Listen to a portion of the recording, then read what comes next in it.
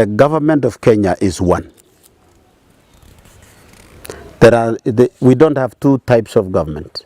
In fact, I hear people talking about we have 47 governments.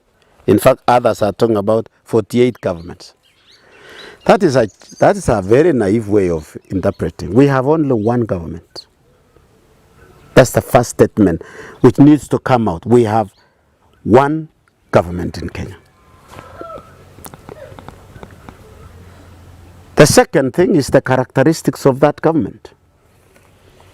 They say it is a two-tier system of one government. Two-tier.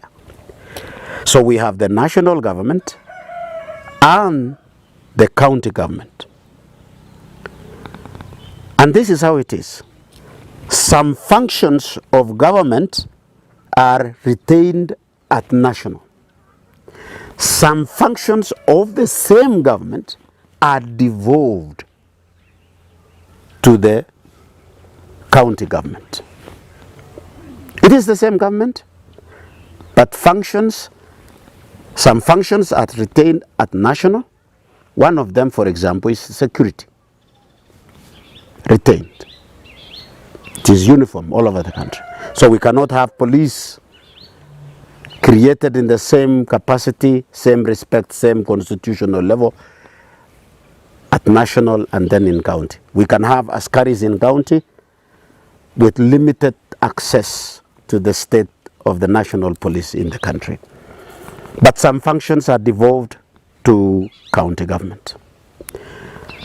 Also, some authority is devolved, which is given to leadership, administrators, that there are things that can be decided locally without involving the national concern. And that is, so first of all, some functions are devolved of the same government. Some authority and authorities are devolved of the same one government to county government. And functions has a policy in government, they say resources follow functions. So the same functions have been given resources to follow them. And those resources are the ones now you talk about the budget. That is why the budgetary authority is in the hands of the National Treasury. So they say of what we get in terms of 1.3 trillion or 2 trillion economy, or in our budget, this amount will go to the counties. It is the same government which is giving now the devolved functions resources so that it can work for the people down there.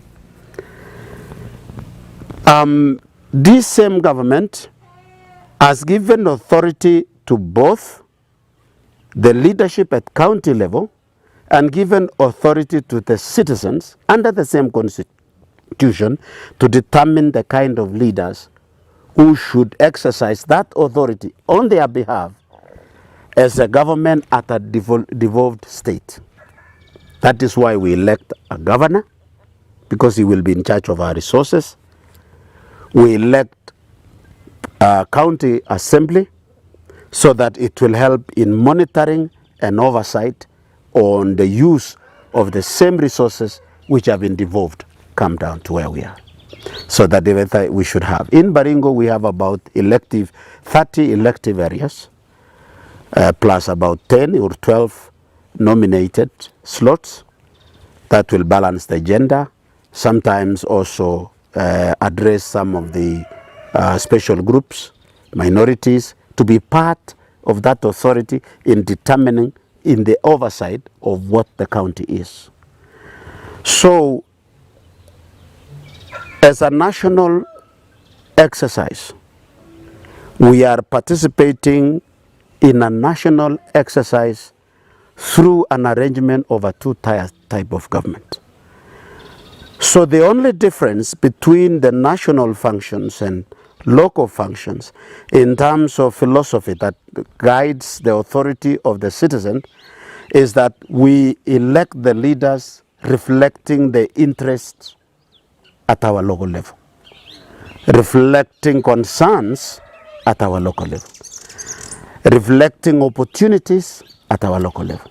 So when we elect them, we want to have them help us exploit the resources that we have in our interest, help us manage the resources to our good, help us live in accordance to our own dreams and taste locally.